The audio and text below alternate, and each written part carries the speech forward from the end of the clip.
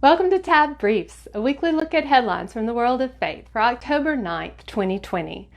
I'm Tab Media content editor Carrie McWhorter, and here are some of the headlines that grabbed our attention this week.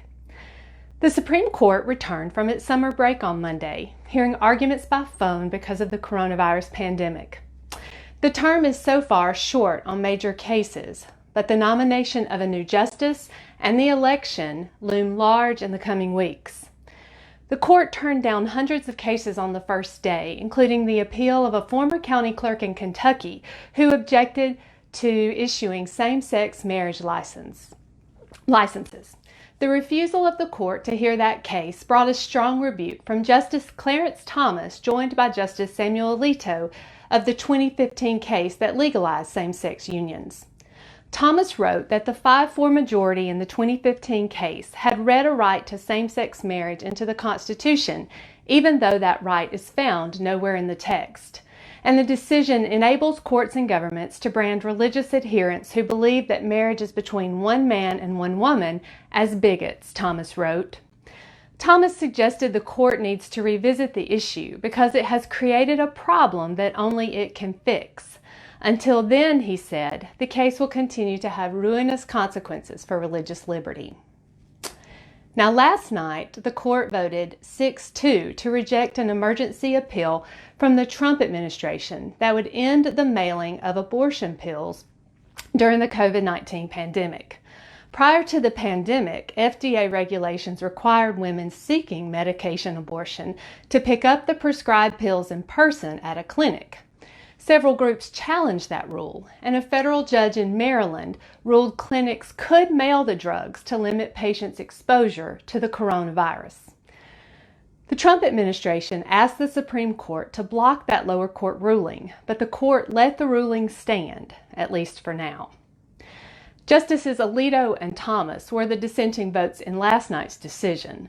Following the vote, Alito blasted his colleagues for other actions taken during the pandemic, specifically upholding bans on large church gatherings, which he described as unimaginable restraints on the free exercise of religion.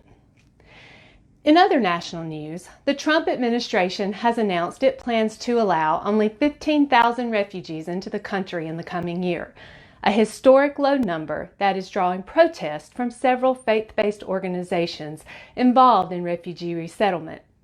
Groups including Church World Service, Lutheran Immigration and Refugee Service, HIAS, and World Relief were among organizations that protested the decision by the Trump administration.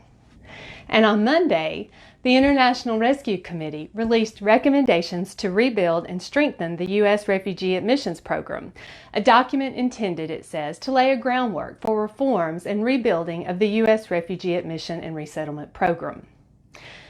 The Reverend John L. McCullough, President and CEO of Church World Service, called the resettlement program a shadow of what it once was and called cuts to the program a moral failure.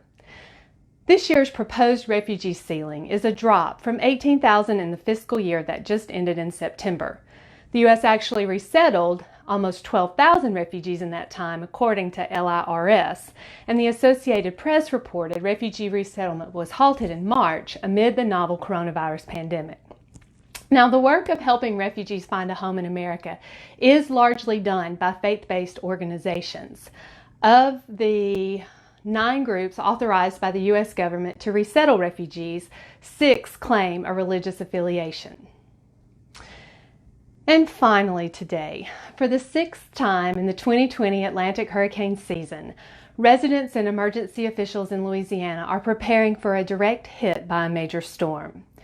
Current forecasts place most of Louisiana in the path of Hurricane Delta, the 25th named storm of this hurricane season. As of this morning, Delta is a Category 3 storm with winds of up to 120 miles per hour. The hurricane is expected to make landfall this evening just east of Lake Charles, an area hit hard by Hurricane Laura, which made landfall August 27th as a Category 4 storm. The Associated Press reports that nearly 6,000 people remain in New Orleans hotels because their homes are too damaged to occupy. Many roofs in the Lake Charles area are still covered only by tarps, and Delta could bring up to 10 to 15 inches of rain as it moves inland. In addition, trees, roofs, and other debris still sit by roadsides, and officials are warning that Delta's winds could turn that debris into projectiles. If you would like to help in disaster relief efforts, please look at our show notes today. I'm going to put the link to Southern Baptist Disaster Relief, and you can learn more about efforts to help in recovery and cleanup following storms.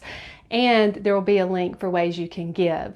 And I'll remind you that all gifts to Southern Baptist Disaster Relief help people. They do not go to administrative or overhead costs. Thank you for joining us this morning for TAB Briefs. We hope to see you again next Friday.